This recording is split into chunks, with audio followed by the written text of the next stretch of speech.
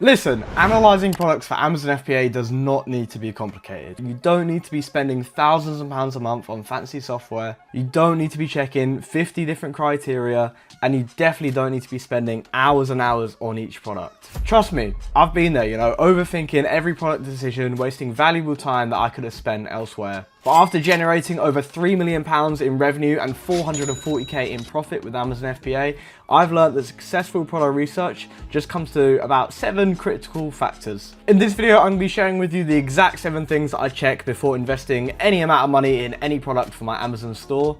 This is the same store that has generated me over £25,000 in profit just last month, all whilst requiring me to work only 1 to 2 hours per day. And here's the thing, right? If you're overthinking the product research, you are going to be leaving money on the table every single day. That's why I'm going to be teaching you in this video how to analyze these products quickly, confidently, and most importantly, profitably. So without further ado, let's get into it. So before we actually even get started at looking at products, you will need 2 pieces of software. So the first one is SellerAmp SaaS. So as you can see, you can get the Getting Started package for about £15 per month. So it's pretty affordable. And then we've also got Keeper as well, which allows us to look at all the complicated data with Amazon listings. And again, it's also about £15 per month. So it's super affordable. You really don't need any other pieces of software besides these 2. These are the absolute essentials, but they are non-negotiable. You have to get these, I would say. There will be a QR code on screen now where there'll be a link to go to my Discord server, where I've got a link of all the software that I use for Amazon business, as well as links to SaaS and Keeper as well. So go check that out. But yeah, let's get into it. So as for the product analysis, the first thing you want to be checking is whether or not you're actually eligible to sell the product. So I've got this Polaroid camera here as an example today. So we can see that we are indeed ungated and eligible to sell this product. So that's good. We can also check the listing restrictions, so I can see that this product is on the dangerous goods program. Essentially, this means that we just have to do shipping a little bit different. We might have to send it via another courier like Parcel Force rather than the usual Amazon subsidized UPS program. You'll also need to apply to sell dangerous goods, so you can head to this page here. To find this, just go into Seller Central and search for dangerous goods, and you'll find this page. You can see I'm already approved, so it hasn't got the application button on here, but if you're a new seller, you can apply through that page. Don't worry about applying. I mean, it literally takes a few seconds, a few clicks, and they approve everyone. I don't know anyone that's ever got rejected. Usually takes about a week to approve you. So yeah, head to this page, click apply, and you'll be sorted. As for that, in regard to restrictions, we're all good on this listing. Obviously, if it said no, we'd then have to go through an extra kind of application page to sell the item, but in this case, we are all good. Now, if there is ever a really good product that you're not eligible to sell, in 99% of cases, all you need to do is provide to Amazon an invoice showing that you've purchased 10 units of that item, or at least 10 units of that same brand. So it's a really, really easy application process. There's not really much else to it. As long as you've got that invoice, you should get accepted. Next up, the most important thing to check is the sales volume, or the sales per month. So this is just how many units this listing sells overall each month. So if we have a look on SellerAmp here, we can see it says 12 per month. This estimate is based on the last 3 months of sales history. If we scroll down to here, we can actually see there's been some points where Amazon's been out of stock, they've lost the buy box because there's other sellers have been much higher. So I'd say it probably sells a little bit more than that estimate, because obviously there's been a period where it hasn't really been selling because of those reasons. I can also see that at some points in the past, it's been a little bit more expensive, which has caused the sales rank to go up. So again, I think this sells a little bit more than the estimate. We can also see that around Christmas time, this started selling 50 plus.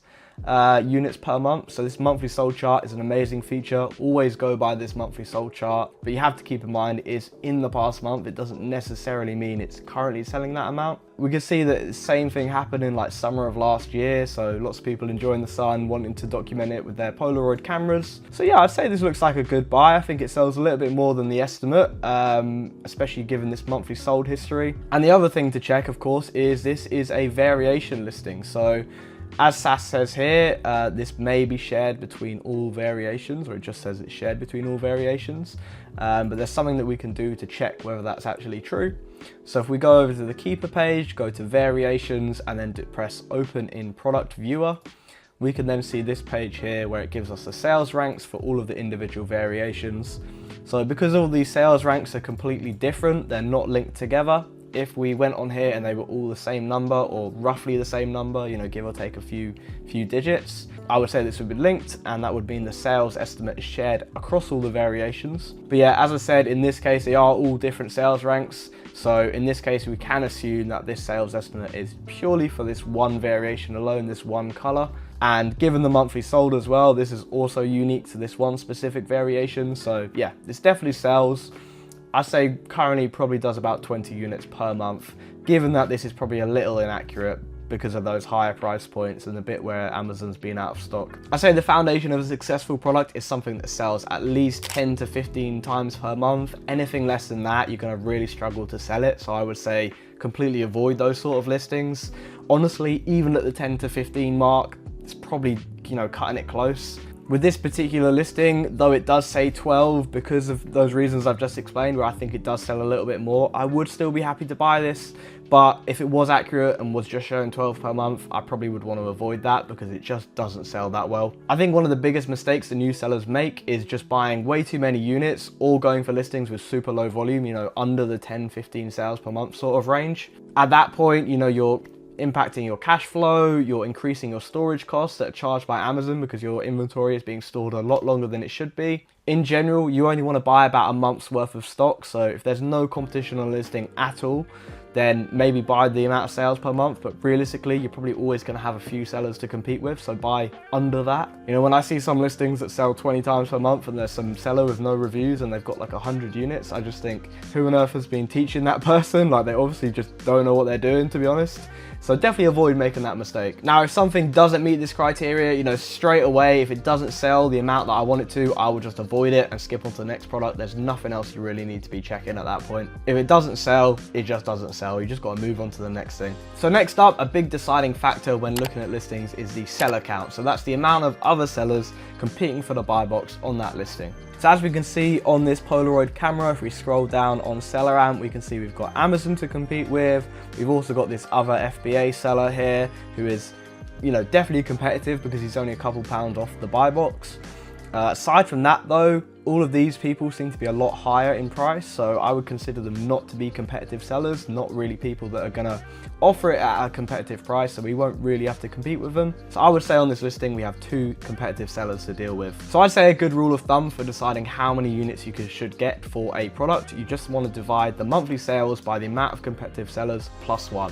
So you want to include yourself within that. So if we take 20, if we assume this sells 20 times a month, we divide it by 3, we could probably shift about 6 units in a month of this camera, you know, assuming no extra competition comes onto the listing. That's why it's also important that you're sourcing in completely different ways to a lot of other people. You know, if you're just kind of following the crowd and doing the same old sourcing methods as everyone else, you might initially think you found a really good product like this, but if, you know, a couple weeks down the line, there's now 100 different sellers on it, the price is gonna fall through the floor and you're not gonna make any money. So if we have a look at this example here from another product, we can see here the buy box price has been fairly consistent, and then all of a sudden everyone found it. I mean, there was literally like 170 different people on this listing at one point, and the price has just fallen through the floor. This is going to like break even like a small loss at some points, and yeah, it's just been absolute bloodshed. Now, this is commonly referred to as bricking within the Amazon FBA community. It's where the product just, well, completely bricks. It's obviously something you definitely want to avoid. You know, to some degree, it's definitely unavoidable, especially as a beginner when you're just kind of learning. But I think if you can just think outside the box and try and source differently and not kind of copy what everyone else is doing, you can certainly avoid this 99% of the time. Now, it can be fine in some cases to have a high seller count if the listing has enough volume. Maybe it sells 1,000 units per month, but even that one I just showed you that has that sells about 200 to 400, and realistically, if there's 170 sellers on it and all of them have 10 units, that's a lot of, you know, monthly supply. And it is just going to mean that a lot of those sellers may be over leveraged on credit cards and stuff like that, and just need to clear that stock as soon as possible at any price. And yeah, you just want to be avoiding stuff like that. Now, though low seller count listings can be really good, you also do want to be cautious of any listings that only have 1 or 2 sellers on it. It could be the case that that listing is a private label listing. So this is where it's a brand that someone else owns and actively sells themselves on Amazon. So as a quick example, you can see this listing here that's just loading up. We're getting this for a really cheap price, so really good profit and ROI, sells well. Initially, everything looks good. As you can see, there's just one person to compete with. But if we head over to their storefront, we can then see, so you can see that this seller sells a lot of this same brand. They've got about 40 different products in stock for this one thing, and they are the only seller on all these listings. You can see all of these just have one FBA seller on. So I would say this is definitely a private label listing. And if you do try and join this listing, this other seller, because they own the listing, they're just going to kick you off it, and then you're going to be stuck with a load of products that you don't want. So you obviously want to avoid that. You can even see on SaaS, it does show you when there is a private label listing. So if you see this, be very, very cautious and maybe think twice before you purchase. Now, next up, I want to talk about your minimum profit margin or your minimum ROI. So lots of sellers might get really excited about super high sales per month product or something with really high revenue, but you've got to think about the profit margin. In general, I don't really buy anything that's under 20% ROI, and definitely as a new seller with fairly minimal costs, if you're aiming to scale the business to a point where you're going to have additional costs such as a prep center, VAs, stuff like that, you're definitely going to be wanting to account for a good profit margin. In here, you can see on this listing, we are getting a 23% minimum ROI, which is just really great. I mean, that's definitely something I will be happy with. If we scroll down to the profit calculator on SaaS, you can see the total fees for this listing. So it's paying a £6.30 fee to Amazon for just having the listing up. We're paying about £3 for them to ship it to the customer. I've also got a £1 prep fee to account for any kind of cost that I incur just shipping the item in, and then inbound shipping as well to cover the actual UPS shipping cost. Now, obviously with a lot of smaller sellers where, you know, you're not shipping loads of stuff via a warehouse, stuff like that, you're just kind of prepping stuff yourself, you'll have slightly lower costs, so your margin on this would be a lot higher. There's also stuff like taxes, VAT to account for. If I open this up, I believe, yeah, you can see I pay VAT on this item that takes off a little bit. But yeah, in general, you just mainly don't want to be going for anything under like 20%. Otherwise, you're just cutting it a bit close, especially with the cost of stuff like returns. It can absolutely decimate your profit margins if you're just going too low. If you see something that looks really good and it's only like 5–10% ROI, unfortunately, it is the wise thing to just kind of skip over that listing and try and find something that's a little bit more profitable. I think it's also good as well to look at kind of the monthly profit you can make off a product. So this one here, if we're assuming we can sell 6 units per month, if we take that profit figure there, times that by 6, I'd say this product can bring in about 85 quid in profit after all taxes and fees are accounted for. So I'd say that's pretty good, you know, for just one product. And hopefully, you know, you can replay this every month, assuming other people don't kind of find it and pile on. So next up, I want to talk a little bit about seasonality of items and kind of trends, you know, whether stuff's trending on TikTok, stuff like that. It's good to use your brain a little bit to kind of, you know, look at the item you're selling and perceive whether or not it's actually going to be worth it a few months down the line, you know, assuming it takes just a really long time to arrive and you're kind of slacking and spending ages shipping it in, stuff like that. I know myself, like as a new seller, around like a few months after I got started, I found a really good deal around like February, March time on some smart radiator thermostat things. They were like over half price. I thought I was going to be rich. I spent, I think, the most amount of money I'd ever spent on a deal on this one product. I was entirely convinced that this was like the best thing ever, without kind of thinking that, hold on, it's like February, March time, it's a radiator. People start to just not really care and not use their radiators come spring and summer. And sure enough, it took me over a year to sell out of that product. It was just a massive fuck up from me. But hopefully after seeing this section, you won't make that same mistake that I did and you'll kind of learn from that. So I got a little example here of an electric blanket. So obviously electric blankets are very seasonal, which they're not in such use during the summer. And if we head over to SaaS charts, so where it shows the monthly sold chart, we can see that sales really pick up come like December. So this is December 2023. We got 24 around here. You can see it's selling like 20,000 units a month, but come summer, it's selling about 1,000. This probably isn't the best example for me to have picked, because it obviously still sells really well throughout the year, but there's a lot of products that aren't in such high demand and aren't such big name products that will have massive spikes in the winter and won't sell at all during the summer. So yeah, you can see sales in the winter go up by like almost like 20–30 times. Admittedly, again, not the best product for me to have picked for this example. I probably would still buy this because it seems they somehow do sell a little bit in summer. But yeah, as I said, there are loads of products that are definitely worth avoiding. Stuff like radiator thermostats, you know, use your brain a bit. And if there's something that's really trending on social media and sells well now, just don't go too crazy with it. Another example of a loss that I've made is when I bought a load of Prime hydration drinks. So I'm sure you've all heard of the KSI drink. I was pretty late to the trend. I'd always put off buying some because I knew that at some point the trend was going to end and prices were going to go back to normal and I'd just get burnt. So stupidly, I kind of took a risk at the very end of the trend, bought a load of Prime hydration, put it on Amazon. At the time, it was like £12 per bottle. I was buying it for £2. So it was really, really profitable and sold a huge amount of units. And then 2 weeks after I sent it in, I sold like 10 out of the 100 bottles that I bought. Price went to £2 on Amazon and I was screwed. I actually still have some now. I can see a bottle out the corner of my eye because it made so little sense to continue selling them, because the fees on a £2 bottle were like £3. So it would have actually cost me more to sell them than to just have them sent back to me. And so I'm forever haunted by Prime. So yeah. Make sure you don't follow in the same footsteps that I did, and yeah, use your brain a little bit more. Next up, I want to talk about the BSR or best seller rank on products. So it is this green line here on the Keeper chart. It's the same as this green line on the SAS chart here. But it's a little bit easier to look at it on Keeper. So if we have a look at the past 3 months, we can see that the BSR has really shot up around this time that Amazon's been in and out of stock. So you kind of want to be looking for stuff that has a really consistent BSR. The lower the BSR, the better. So you can see on this graph here, you've got a fairly low BSR and it's starting to spike up to the high like 40,000 kind of area when Amazon has been much higher in price or just completely out of stock. The way that BSR works is it's always going up. So these big arches are just where the product is just not selling. And every time it sells, it has a drop.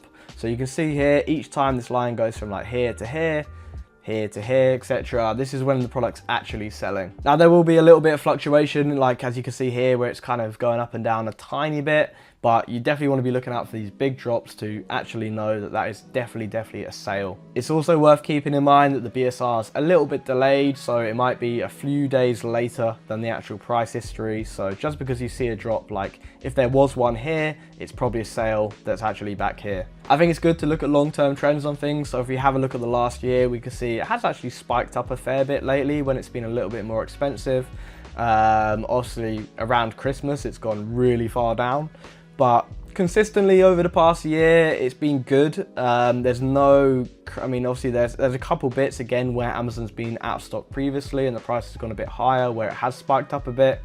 But at the £89 range, which is profitable for us and the current buy box price, it has been doing pretty well around that consistently over the past year. I definitely want to be avoiding any products that are just showing big arches in sales rank and you just can't really see any drops, because it's likely that that item just doesn't really sell. My process is just using Keeper to visualize long-term trends, look for those steady patterns in the BSR, and this approach has helped me identify all of my consistent sellers that are generating me huge amounts of profit. And this approach has helped me identify one of my consistent sellers that is generating me over £5,000 in revenue each month, and it's constantly hovering around the 2,000 to 3,000 BSR rank. And obviously that is just one product out of hundreds that I have in stock. It's definitely good to have a really wide inventory with Amazon and just trying to be on as many listings as possible so you can capture as much of Amazon customers' money as you possibly can. And finally, I want to talk about market trends and longevity of products. So if we go back to kind of looking at this price chart here over the past year, or even the past just 710 days that this product has been up on Amazon. So it's a great listing because this listing has a lot of data on it. It's been up for a while. So we can see that over time, the pricing has been really consistent. I can't really see any point where it's been lower than £89. I think that, yeah, there's one where it's briefly at $79.99 like a year ago.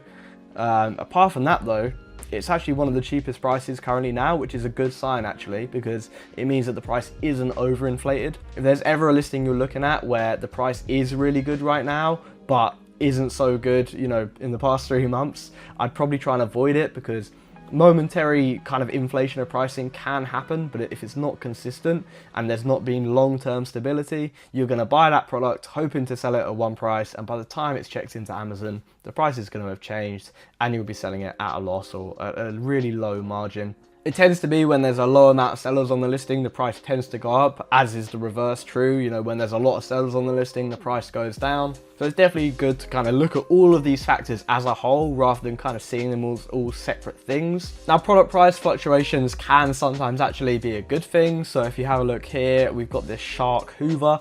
So if we have a look at just the last 3 months, so currently this is going for about £220. In the past, it's been as low as £150. And in the past it's been as high as $250. So, you know, if we can ride the wave of this listing a bit, you know, sell at the high points and buy at the low points, we could definitely find products that we can consistently replen. Obviously, these listings tend to be a little bit riskier than like the Polaroid camera we've been looking at, where the pricing is really consistent because our cost of goods is already low. But there's definitely a lot of money to be made on listings like this. I know Shark Hoovers are notorious for this sort of like pricing strategy where they'll have it £150 one week and £300 the other week. But this does only really apply if the listing sells a lot. So we can see that this sells 400 times in the past month. And if we have a look on the SAS chart as well, this monthly sold is really consistent. Obviously it sells a lot more units at the lower price, but those poor people that have paid £100 more than they should have, we can definitely capitalize on that as well. But yeah, the monthly sold just does need to be there for these sort of listings. If it's a slow seller like the Polaroid one is, where it only really sells like, you know, 20 units a month, it's not probably advisable to take on that sort of strategy. So yeah, in summary, you want to be looking at products that have consistent pricing, consistent sales, the seller count's not too high, but again, not too low in some cases where we've got those private label listings. We don't want to be looking for stuff that has at least a 20% ROI, otherwise we're just going to run into losing money from other reasons. And just generally be looking for products with a pretty stable BSR and they're not kind of seasonal items or trends. If you can take into account all of these different factors that we've just covered and look at them in a holistic kind of approach, you should have great success with Amazon. Definitely try and work out some sourcing methods that people aren't really using, and if you can combine that with this deal analysis technique, you should be well on your way to making your first, you know, 1,000 or 10,000 or 100,000 with Amazon FBA. So these really are the only 7 factors that you need to be checking before investing in a product for your Amazon FBA inventory. No more wasting hours per day sourcing unsuccessful products. You know, follow this framework and you're going to be drastically improving your product selection process. In fact, if you implement just these 7 factors correctly, I am absolutely certain you're going to see a significant improvement in your Amazon FBA business in just the next 90 days. But the truth is, applying this framework consistently while handling all other aspects of your Amazon FBA business can be really overwhelming,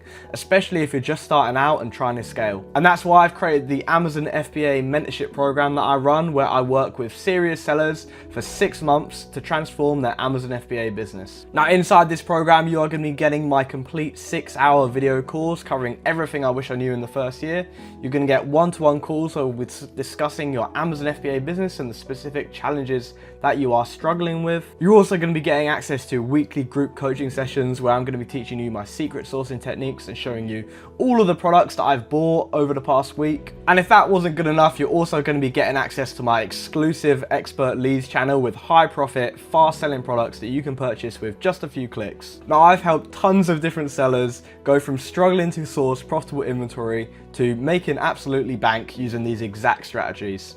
So if you're ready to stop the guesswork and start building a profitable Amazon FBA business that gives you real freedom, click the first link in the video description to learn more about my Amazon FBA mentorship program. Also, make sure to drop a like on this video if you found it useful, and make sure to subscribe for more Amazon FBA content from me.